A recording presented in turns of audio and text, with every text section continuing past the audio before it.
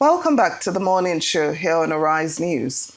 On February 21, eligible voters in Abuja, Nigeria's Federal Capital Territory, will be expected to turn out in their numbers to elect officials at the local government level. The elections will be held across the 6 area councils of the territory, including Abuja Municipal Area Council, which is home to many of Nigeria's most sensitive political and administrative institutions. Dr. Moses Paul, a known social activist and longtime political ally of presidential hopeful and former governor of Anambra State, Peter Obi, will be contesting the election on the platform of the African Democratic Congress. Well, he's now joining us from Nigeria's seat of power to discuss his ambition and why he has decided to seek political counsel from the very ideological divide he devoted the better part of the last 4 years opposing, according to published reports, some would say allegedly. Well, Dr. Paul, good morning and welcome back to the morning show. Good morning, happy Sunday, and I'm glad to be here as always. So let's get right into it. We've heard from several reports that you have said you should be the FCT minister's candidate because you share in part of his governance strategy that you're also known as a Mr. Project. Can you tell us why you are seeking Nyesom Wike's support at this time, seeing as you're running on the platform of ADC? Isn't this being disloyal to your party? Well, this is good, and my attention was drawn to this misleading information that is put out there. You know, I was on an interview where I was asked, some questions, and I said very clearly that my commitment is to development. My commitment is to ensure that the suffering people, the excluded people, those who deserve service, who deserve healthcare centers, people who deserve education, people who deserve clean water, regardless of party, regardless of individuals, as long as you align to a people-centered governance, that's my focus, and that's the real story, And so it is not true that I have excluded my political ideology. I've gotten support, huge support from Mr. Peter Obi, Alhaji Atiku Abubakar, David Mark, Aregbesola, and all the members of the ADC in such a very unique way. And for those who paid attention, on the 1st of October, Mr. Peter Obi declared that he was going to be on the street with me. And since then, he's been to places with me, even within the FCT, to support primary healthcare centers and educational centers. So my question was that regardless of who you are, if truly you love this country and you want to ensure that the suffering people, especially in the FCT, where the president lives, where the National Assembly is, where all the diasporan embassies and where all the ministers live, if you truly want to see an AMAC, a municipality that is comparable to London, to New York, to Paris, to where you have accountability and transparency, then I should be your candidate. That was my answer to the question. And to clearly put it here, this is not about this election. It's not about who aligns to who, but for me is who is fixing the roads in Karo? Who is attending to pupils who are sitting on the floor in Lugbe? Who is taking care of the primary healthcare centers in Waru, in Wasa, in Tungan Nasara? These are my focus. Who is attending to the elderly? Who is concerned about the hungry, the deprived, the demolition going on right here in AMAC? The suffering masses. Who is concerned about the security? Who is fixing these issues? These are my commitments. These are my focus. And this is what I'm here to do. Okay, and speaking of your commitments, AMAC is one of the richest local governments in the country, in Nigeria, yet many residents are complaining of double taxation. There's a lot of complaints and poor infrastructure. What is your plan for transparent revenue collection? I'll tell you from day one, because right now, you're absolutely right. AMAC is led by visionless people who do not even understand the narrative of what it means to lead the most important geographical space in Africa and in Nigeria. AMAC is a symbol of the country. This is the administrative headquarters of the country.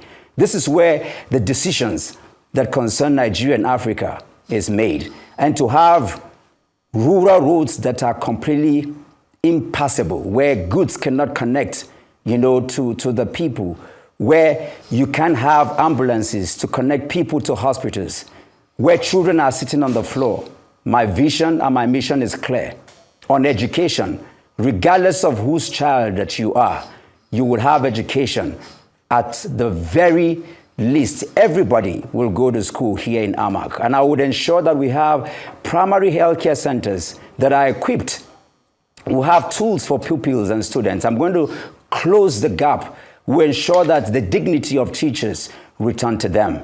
I'm going to ensure that we have waste management collection institutions that work very good. I have a PhD in environmental resource planning.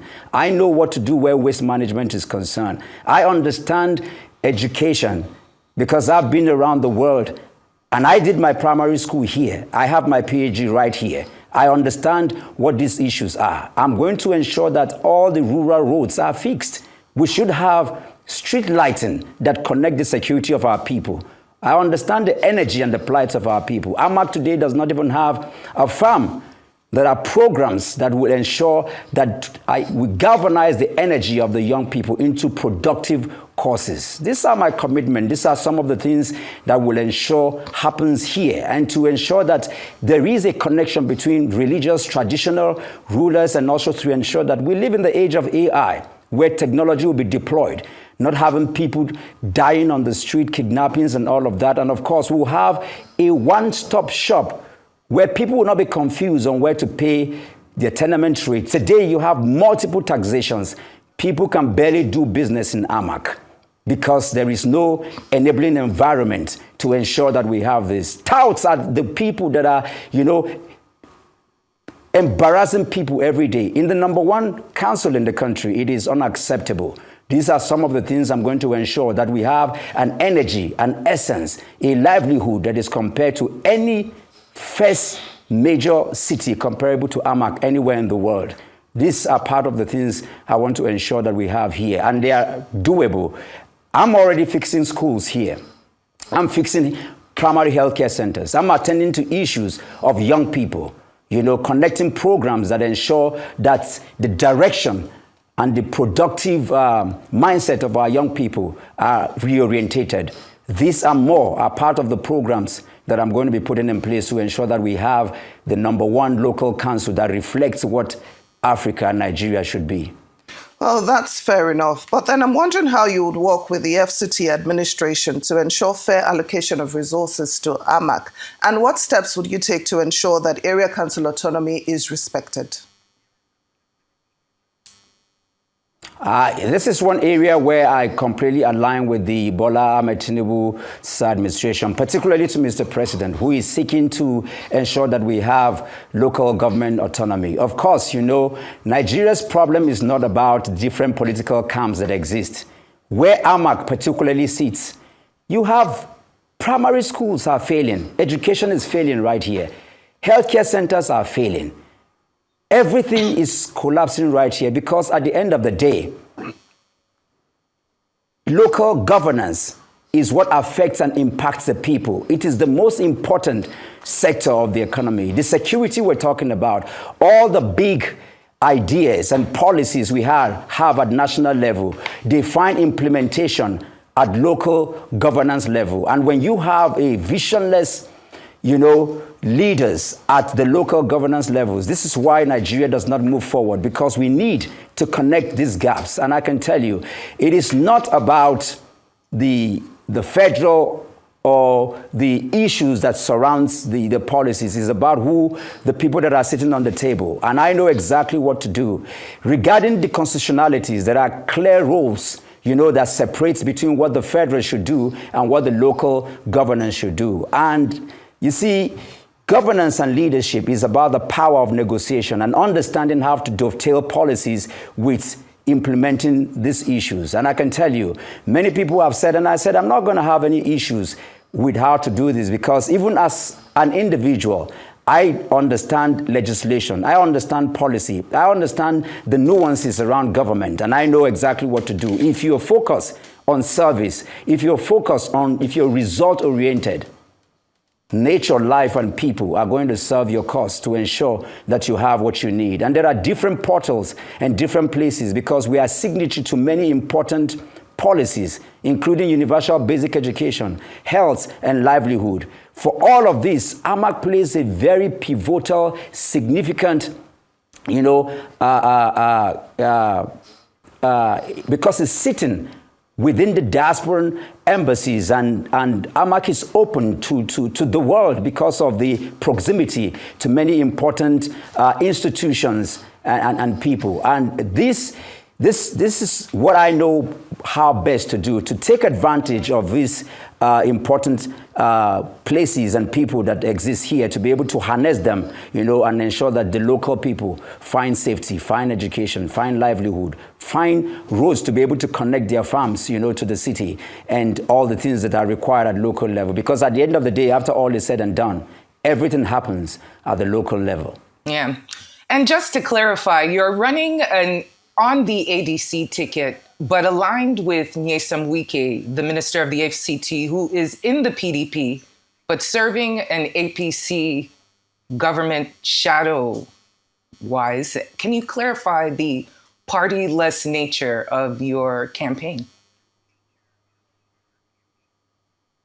I was simply asked a question about the fact that the FCT minister probably already has a candidate. And I clarified very quickly to say that if he's a person of project, I am also a person of project. I'm fixing schools right here in the FCT. I'm fixing healthcare centers. I'm providing livelihood for the people. I mean, if the president today wants to support me because of the things I'm doing, I will accept it wholeheartedly. It's not limited to just the minister, to every progressive Nigerian that is open to inclusive governance, that is open to transparency and accountability. Any progressive Nigerians across party lines, yes, I'm running under the ADC, and the ADC is a platform for clarity, for inclusion, is a platform that allows for progressive mindsets.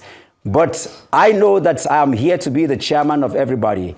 So if President Bola Ahmed Tinubu, if the minister and all the APC and PDP and Labour Party want to support me, that is support for progress. And this is the clarification to that question. But I'm sure you know that getting the support or seeking the support of all progressive-minded Nigerians will come with conditions attached. So I'm wondering what values will guide your leadership if elected, and how will you deal with issues of political pressure, patronage demands, and corruption risks? If you're about service, if you're about result, if you're about people, then there will be no issues or problems. It will always be about the progress of the people. I'm particularly concerned just about the suffering masses. This is what my focus and my commitment is. I don't think I'm going to have any issue or problem as long as the focus is to ensure accountability, transparency, and to ensure that we have an AMAC that has never existed before, an AMAC that works for all, regardless of your tribe, regardless of your political affiliation, regardless of your religion, regardless of whatever. The issue has to be focused on education, on health, on livelihood, on security of our people. This is what Nigerians are looking for across board.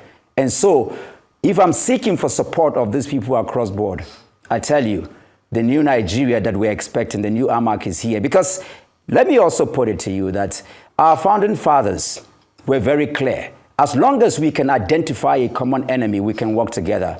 It didn't matter that Dr. Nnamdi Azikiwe was from the East. It didn't matter that the Premier of the North, was from the North. It didn't matter that Pa Obafemi Awolowo was a Yoruba man. The fact that the colonialists was a problem, they came together and delivered to us a country. The generation that followed also did the same thing. They work together regardless of tribe, regardless of class, regardless of religion, and they gave us democracy. If you ask an average Nigerian today within my generation, what is the problem? They will tell you that it is the economic blueprint. They will tell you that it is APC, it is PDP, it is ADC, it is Peter Obi, it is Atiku. Because the confusion that pervades this, that does not allow us to have a common enemy or a common good, is the issue. And it's people-oriented. I'm standing at the threshold of a change that is required in our country, beyond and far above the parochialism of religion, of tribe, of all the things that have rudimentarily defined and divided us. As long as you can provide solution, you will see that a country and a place like America, that is presidential system of government, is working. China is practically a one-party state, but it's working. Dubai is monarchical state, but it's working. So it's not the system of government. It's about the focus on technology, on education, on what matters, on what will put the people forward. And that's why when you look at AMAC today, where it sits, the moment we can put the people, the demolished people, the people whose houses have been removed, the people whose livelihood has been shattered, as long as we're talking about people, as long as we're talking about the security of the people, the education of the rural area, the electrification of the rural area, the livelihood of the people, as long as the focus is people-oriented, I can tell you, regardless of class, religion, political affiliation, regardless of all the people, because at the end of the day, all the tribe resides here. The president is here. The ministers are here. All the people, the indigents are here. If your focus is to move the people forward, nobody will care about your political affiliation. Nobody's going to care about your religion. Nobody's going to care about all the things that divides us. All we want is food on the table. All we want is security. We want our children to go to school and come back safe. We don't want our security to be negotiated. We want a guarantee of that. And all of this rises and falls on leadership. This is the leadership that I provide, and it will be all-inclusive for those who want to see Nigeria, FCT, and AMAC move forward. Now, you've spoken of the earlier years when politics was played as it should, but I'm sure you know Nigeria of today is quite different from the days of Sir Ahmadu Bello and Awolowo.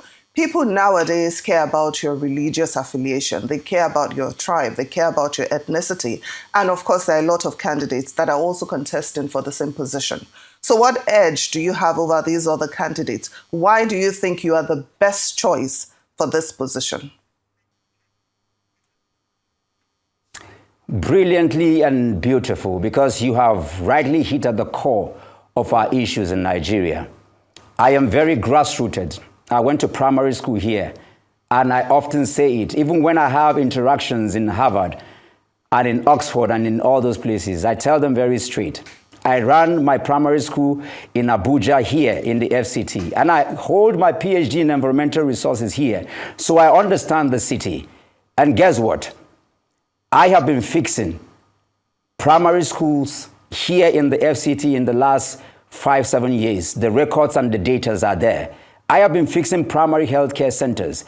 I understand the nuances. I've also been gifted with the opportunity to have traveled across the world, 17 states across the world. I've lived and stayed in every place that is comparable to AMAC, from DC to New York to London, name it. I know what needs to be done. I know what it is to live in a place where you can have clean water. I know what it means to be in a place where you have security. I know what it means to be in a place where you can travel for kilometers into villages where the roads are superb. I understand what to do with the energy of the young people. I have been doing this. I've carried out programs that have channeled the energies of young people who have been into drug addiction, who have lost direction. I have redirected and also reoriented young people across board, particularly in the FCT. I have a lot of following with the young people. These and many more. And the fact that I bring to bear, I understand waste management. AMAC is very dirty right now, from Jiwa to Gwagwa to Karshi to all the places. I know exactly what to do. Part of my master's thesis has to do with what? Agriculture. I know what to bring to bear to reduce, the hunger and the price of food right here in the FCT. Some of these criteria and the opportunities have been given around the world to be able to plug in some of the funds that are across the globe to bring to bear what we will use to implement, aside the government subventions, puts me on the edge. And the fact that I am under the African Democratic Congress, a party led by some of the most formidable people who have also impacted, this country in such a way that has never been seen before, gives me an edge to lead the most important local council in Nigeria, to bring to bear, to birth, something new, something that has never been seen across board along the issues that matter, from education to health, to livelihood, to security, to food on the table, to transport, to connecting the different nuances of the different tribes and religion that exist here, to give a facelift to the most important council in Nigeria. When this happens, it will filter down to the entire local governance in Nigeria.